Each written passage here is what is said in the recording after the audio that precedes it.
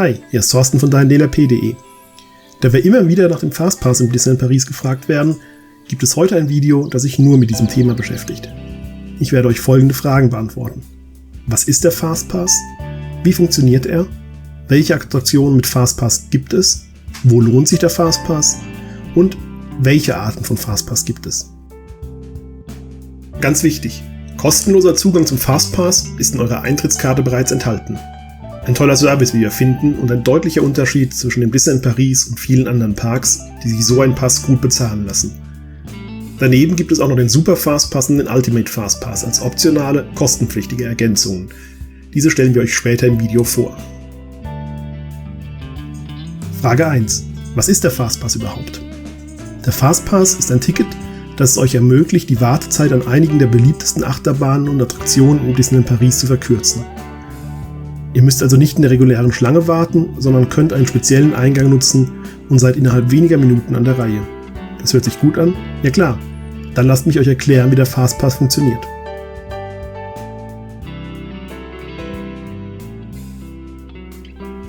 Wie funktioniert der Fastpass?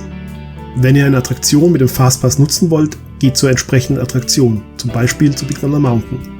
An welchen Attraktionen ihr den Fastpass nutzen könnt, verrate ich euch etwas später in diesem Video.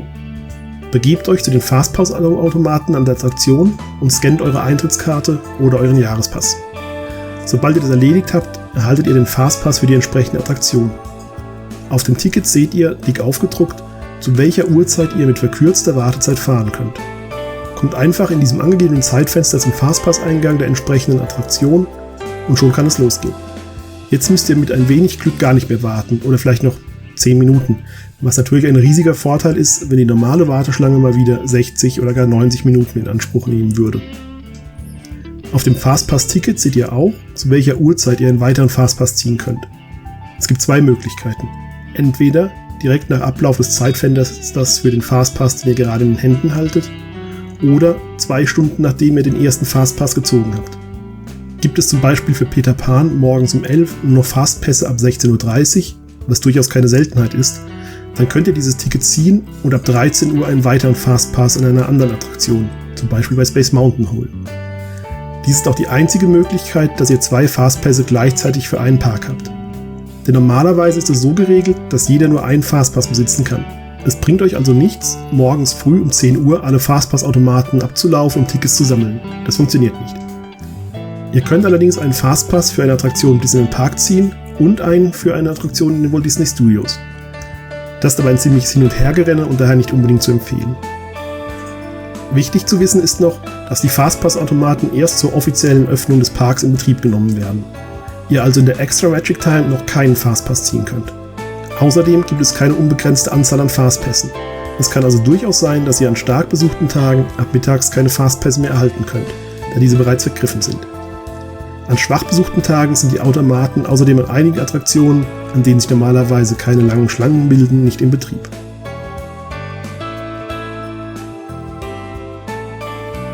Nachdem ihr nun wisst, wie der Fastpass funktioniert, ist es natürlich wichtig, auch zu wissen, an welchen Attraktionen er gültig ist. Im Disneyland Park gibt es 6 Attraktionen mit Fastpass: Big Thunder Mountain, Buzz Lightyear, Indiana Jones, Peter Pan, Star Tours und Space Mountain.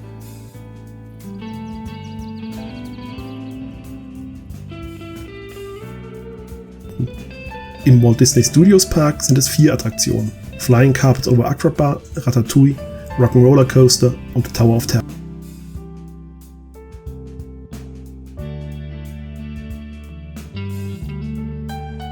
Doch an welchen dieser Attraktionen lohnt sich der Fastpass? Eigentlich sind alle der Attraktionen, die an das Fastpass-System angeschlossen sind, sehr gefragt, sodass sich schnell lange Warteschlangen bilden. Allerdings haben Space Mountain und Ratatouille sogenannte Single-Rider-Lines, sodass ihr, wenn es euch nichts ausmacht, getrennt voneinander zu fahren, auch diesen Eingang anstelle eines Fastpasses nutzen könnt. Für Familien oder Gruppen kommt diese Variante allerdings nicht in Frage. Daher hier unsere Top-Tipps zum Fastpass. Im Disneyland Park solltet ihr euch zwischen Big Thunder Mountain und Peter Pan entscheiden und direkt morgens einen Fastpass für die Attraktion eurer Wahl holen. Denn an diesen beiden Attraktionen sind die Tickets erfahrungsgemäß am schnellsten weg. Bei Star Tours hingegen ist die Nachfrage meist nicht so groß, sodass es hier in der Regel im Laufe des Tages immer noch Pässe gibt. In den Walt Disney Studios sind die Fastpässe für Ratatouille am schnellsten ausgebucht und meistens bereits um die Mittagszeit herum vergriffen. Auch beim Tower of Terror herrscht eine große Nachfrage.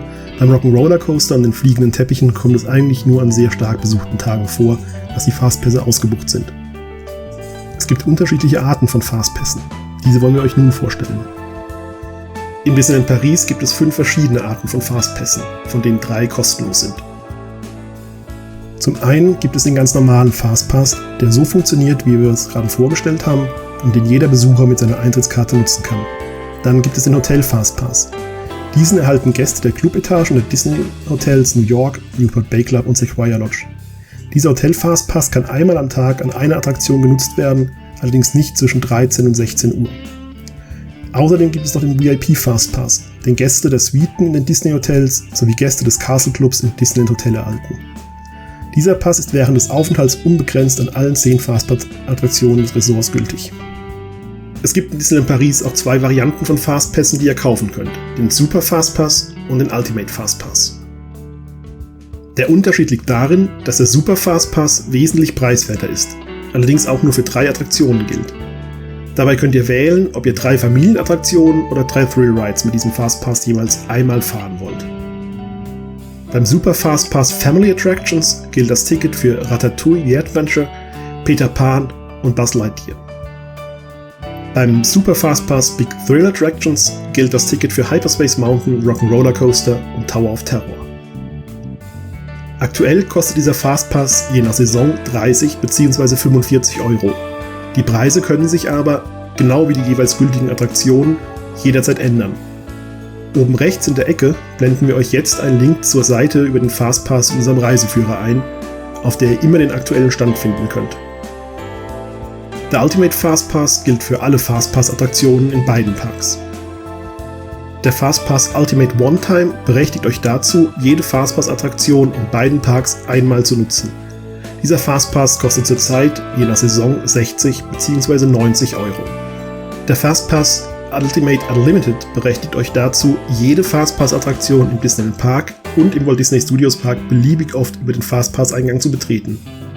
Dieser Fastpass kostet aktuell je nach Saison 120 bzw. 150 €.